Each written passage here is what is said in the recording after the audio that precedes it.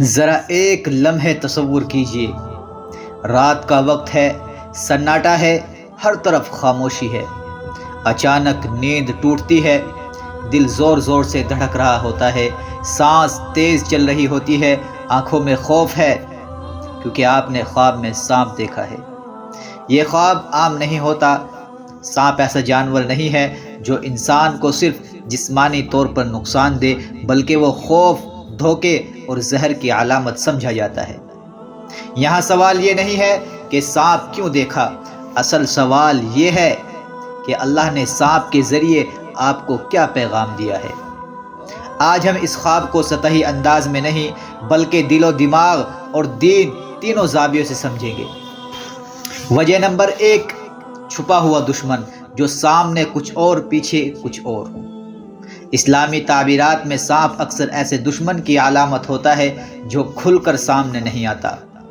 وہ دشمن جو آپ کے ساتھ بیٹھتا تو ہے، آپ کی بات سنتا تو ہے، لیکن دل میں آپ کے لیے زہر پال رہا ہوتا ہے۔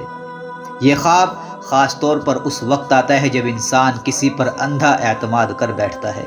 اللہ خواب کے ذریعے کہتا ہے، ہر مسکراہٹ وفاداری نہیں ہوتی۔ یہ سانپ آپ کو ڈرانے نہیں آیا بلکہ بچانے آیا ہے۔ وجہ نمبر 2، گناہ جب دل میں سانپ بن جائے۔ یہ بہت نازک اور گہری بات ہے۔ جب انسان مسلسل گناہ کرتا ہے اور ضمیر کو خاموش کرا دیتا ہے تو وہ گناہ دل میں سانپ کی طرح بل کھانے لگتے ہیں۔ نماز میں سستی، حرام کمائی، غلط نگاہ یا کسی کا حق مارنا، یہ سب مل کر روح کو ڈسنے لگتے ہیں۔ یہ خواب دراصل اللہ کی طرف سے وارننگ ہوتی ہے کہ اب بھی وقت ہے، لوٹ آؤ، اب بھی وقت ہے، سنبھل جاؤ۔ میرے دوستو، وجہ نمبر 3 کیا ہے؟ دل کا خوف جو دن میں چھپا اور رات کو ظاہر ہوتا ہے۔ کچھ لوگ دن میں بہت مضبوط نظر آتے ہیں لیکن رات کو ان کا دل بولتا ہے۔ قرض کا دباؤ، گھر کے مسائل، اولاد کی فکر یا مستقبل کا اندیشہ، یہ سب دل میں جمع ہو کر سانپ کی شکل اختیار کر لیتے ہیں۔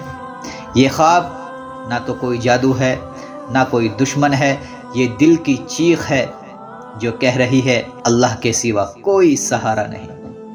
وجہ نمبر 4، حسد اور نظر بد۔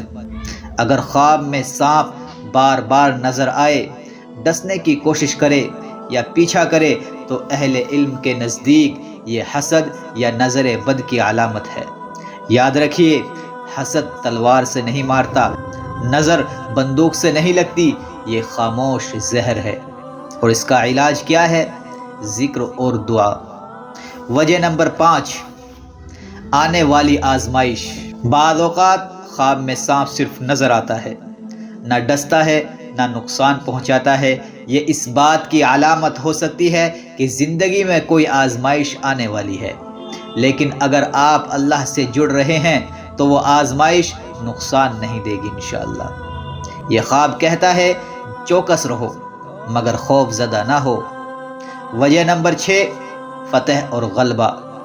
جب سانپ ہار جائے، اگر خواب میں آپ سانپ کو مار دیتے ہیں یا وہ آپ سے بھاگ جاتا ہے تو یہ بہت بڑی خوشخبری ہے۔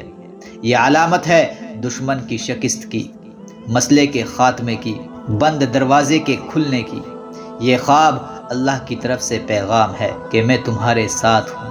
وجہ نمبر 7، ہر خواب ضروری نہیں کوئی پیغام ہو۔